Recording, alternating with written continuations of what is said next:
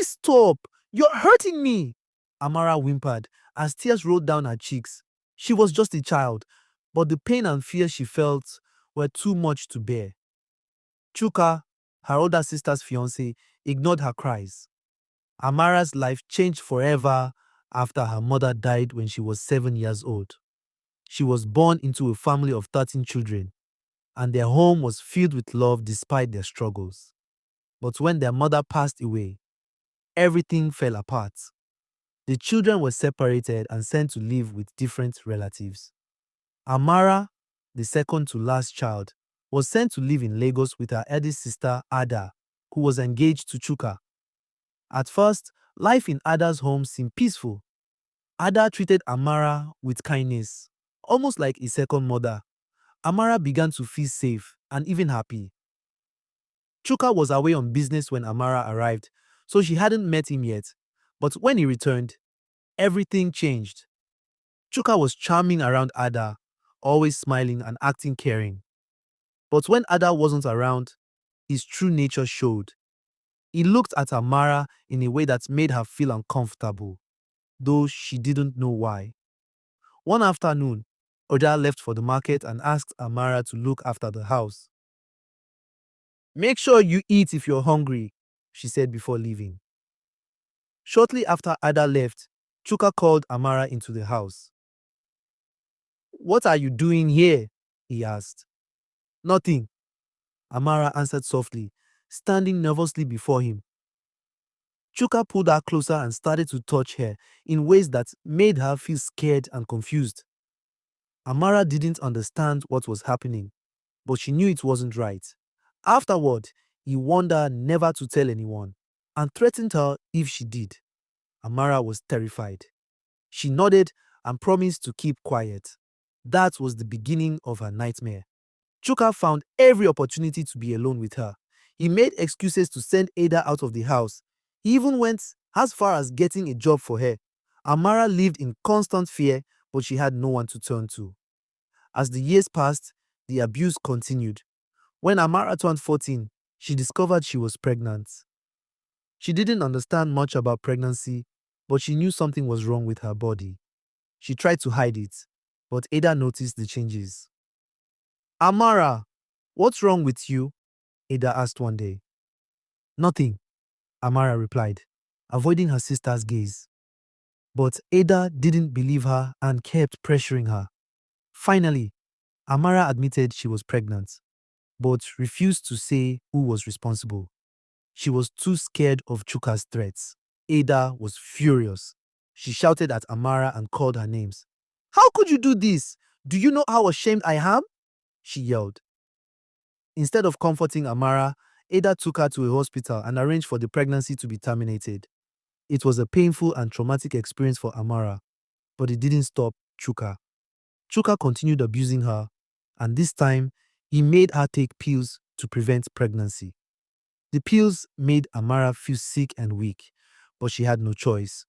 He even took her to a hospital and had a device inserted into her body to prevent pregnancies. Amara didn't understand what was happening to her. All she knew was pain and fear. The abuse went on for years. By the time Amara turned 19, she had been pregnant 7 times. Each time, Chuka forced her to have an abortion. Ada noticed something was wrong again and confronted her. "You're pregnant again, aren't you?" Ada said angrily. Amara nodded, tears streaming down her face. "Who is responsible this time?" Ada demanded. Amara hesitated, but she couldn't hold it in anymore. "It's Chuka," she said quietly. "He has been doing this to me since I was 7. Ada stared at her in shock. For a moment, it seemed like she believed her, but then her expression changed. "Don't be ridiculous," Ada said. "Chuka loves me. He would never do such a thing." "But it's the truth," Amara cried. Ada slapped her across the face. "You're just trying to destroy my relationship. You're nothing but a liar." There was no place for Amara to run.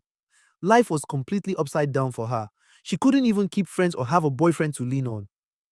Every time Chuka, her older sister Ada's fiancé, saw her with any boys, he would beat her mercilessly.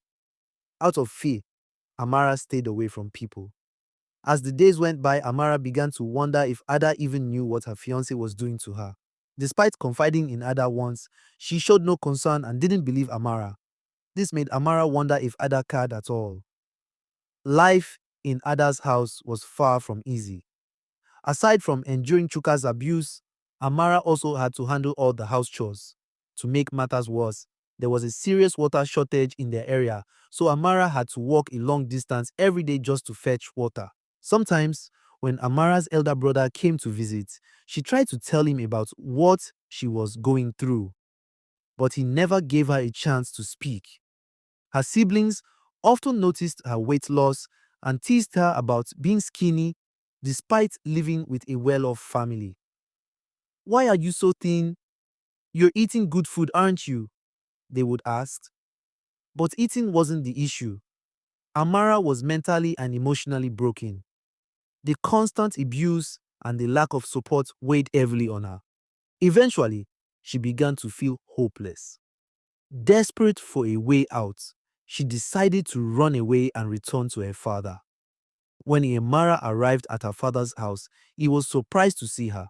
She tried to explain everything to him, but she couldn't bring herself to say it outright. Her father, unaware of the situation, told her she had to return to Ada's house.